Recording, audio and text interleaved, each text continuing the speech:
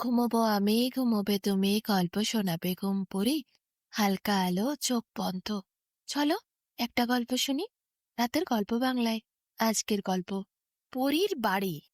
এক গ্রামের পাশে ছিল এক গভীর বন। বনের মধ্যে একটি সুন্দর বাড়ি ছিল। সেই বাড়িতে থাকতো এক পরী।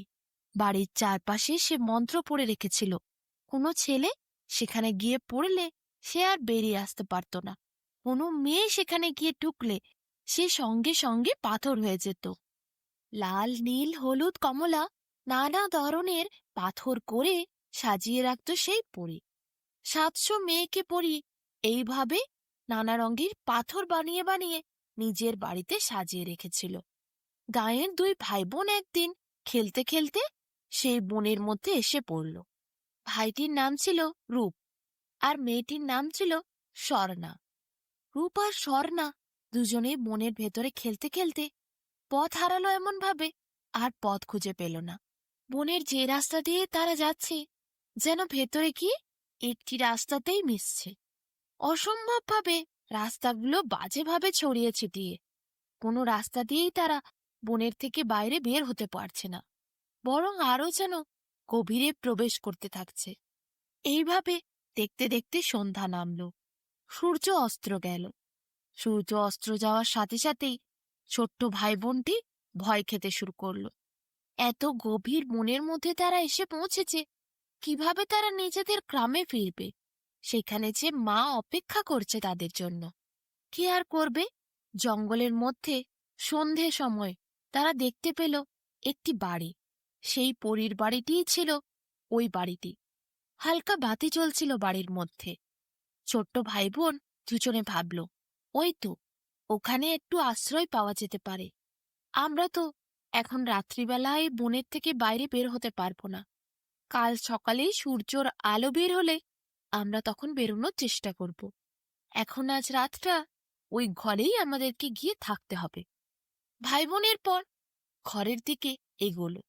যেই ভাই বোন ওই ঘরের মধ্যে পা দিতে যাবে, প্রথমে বোনটি পা রাখার সাথে সাথেই সে পাথরে পরিণত হলো। এ কি হলো? ভাই তো দেখে অবাক, বোন পাথর হয়ে গেল। কাঁদতে কাঁদতে সে গোটা বনের মধ্যে ঘুরতে শুরু করলো। কেন হলো, কি জন্যে হলো, কিছুই সে বুঝে উঠতে পারছিল না। সাহায্যের আশায় সে বনের মধ্যে ঘুরছিল। যদি কেউ বনের মধ্যে কোনো মানুষ থাকে, সে যদি ওই ছোট্ট ছেলেটিকে সাহায্য করে, তাহলে তার বোনকে আবার ফিরে পাবে। কিভাবে তার বোন হঠাৎ করে ওই বাড়ির মধ্যে প্রবেশ করে পা রাখার সাথে সাথেই পাথর হয়ে গেল, এটা সে বুঝে উঠতে পারল না। ছোট ছেলেটি অনেক চারিদিকে বনের মধ্যে খোঁজাখুঁজি করছিল অন্ধকারে। ঘুরতে ঘুরতে সে ভীষণ ক্লান্ত হয়ে পড়ল। শেষে ঘুমিয়ে পড়ল একটি গাছের তলায়। যখন তার চোখে ঘুম, তখন একটি ছোট্ট স্বপ্ন দেখল সে। স্বপ্নটি ছিল বনের নিয়ে। বনের মাঝে একটা জায়গায় অনেক জবা ফুল ফুটেছে। একটা ফুল কিন্তু খুব বড়। ফুলটির মাঝে একটি নীল পাথর চকচক করছে। ছুটতে গিয়ে সে ফুলের মাঝ থেকে ওই নীল পাথরটিকে নিল। তার বোন যে পাথরটি হয়ে গেছিল, সেই পাথরটির গায়ে যেই নীল পাথরটিকে স্পর্শ করালো, অমনি তার বোন আবার জেগে উঠল, পাথর থেকে মানুষে পরিণত হলো। হঠাৎ ছেলেটির ঘুম ভাঙল। দেখল ভোরের আলো বের হয়েছে। সে স্বপ্নটাকেই সত্যি ভেবে খুঁজে বেড়াতে লাগলো সেই জবা ফুলের বাগানটা। বনের মধ্যে কত ঘুরল, কত রকমের ফুল দেখল, কিন্তু কোথাও সেই জবা ফুলের বাগান আর খুঁজে পেল না। বনের মধ্যে নানা ধরনের ফুল রয়েছে, কিন্তু জবা ফুলের বাগান কেন নেই? সে যে স্বপ্নে দেখেছিল, সেটাই বিশ্বাস করে সে জবা ফুলের বাগান খুঁজতে শুরু করলো। সারা দিন পার হলো, কাউকে সে বনের মধ্যে দেখতে পেল না। শেষে কাঁদতে কাঁদতে, পাগলের মতো ঘুরতে ঘুরতে সে বনের দুঃখে হঠাৎ একটি জায়গায় এমন এসে পড়ল, যেখানে সে দেখতে পেল অসংখ্য জবা ফুল হাসছে। তাকিয়ে দেখতেই তার চোখ কপালে উঠল। এ কি তাহলে সত্যিই সেই জবা ফুলের বাগান, যেখানে শুধু জবা আর জবা? তার মধ্যে রয়েছে একটা সবচেয়ে বড় ফুল। সেই জবা ফুলটির মধ্যে সেই ছোট্ট নীল পাথর। ছোট ভাইটি বুঝতে পারল, এই সেই জবা ফুলের বাগান। যেটা সে স্বপ্নে দেখেছিল। সে খুঁজে পেয়েছে।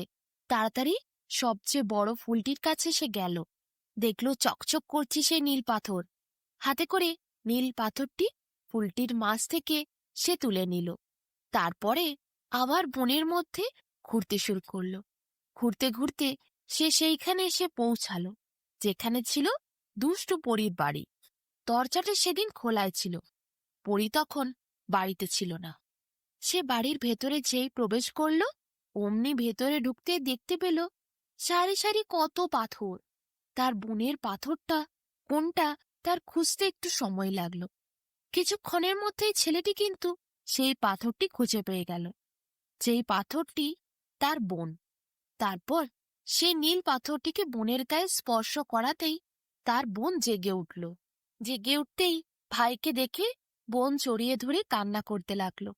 বলল কিভাবে এই জঙ্গলের মধ্যে তারা এসে পৌঁছেছিল। এই দুষ্টু পরী কতজনকেই পাথর করে রেখেছে। সকলের গায়ে ওই পাথর ছুঁইয়ে দাও।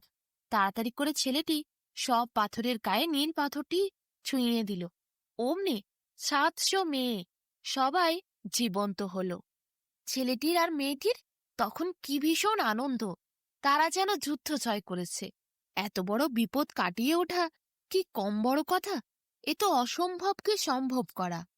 পরীর মন্ত্র পড়া ওই ঘরের মধ্যে কোনো ছেলে প্রবেশ করলে সে আর বেরোতে পারত না।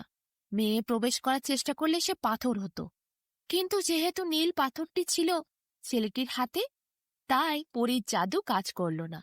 ছেলেটি অনায়াসে ঘরের থেকে বোনকে নিয়ে বেরিয়ে এলো। সব মেয়েরাও বেরিয়ে চলে এলো। পরী আসার আগে সবাই নিজের নিজের বাড়ি ফিরে গেল। সেদিন ছোট্ট ভাই বোন নিজেদের গ্রামে ফিরে এসে মায়ের কাছে গেল। তাদের মা তো দুজনকে জড়িয়ে ধরে কি কান্নায় কাঁদল। বলল, কোথায় গেছিলি তোরা? 2 দিন ধরে আমি খুঁজে খুঁজে কত চেষ্টা করেছি তোদেরকে বার করার, কিন্তু কোথাও খুঁজে পাইনি। ভাই বোন দুজনে সব ঘটনাটি খুলে বলল, কিভাবে তারা বনের মধ্যে প্রবেশ করেছিল খেলতে খেলতে। তারপর ওইখানে একটি বাড়ি ছিল। সেই বাড়ির মধ্যে যেই বোন প্রবেশ করতে গেছিল পাথর হয়ে গেছিল। কিভাবে তার ভাই তাকে আবার ফিরিয়ে এনেছে। ছেলের কথা শুনে মায়ের অনেক গর্ব হলো।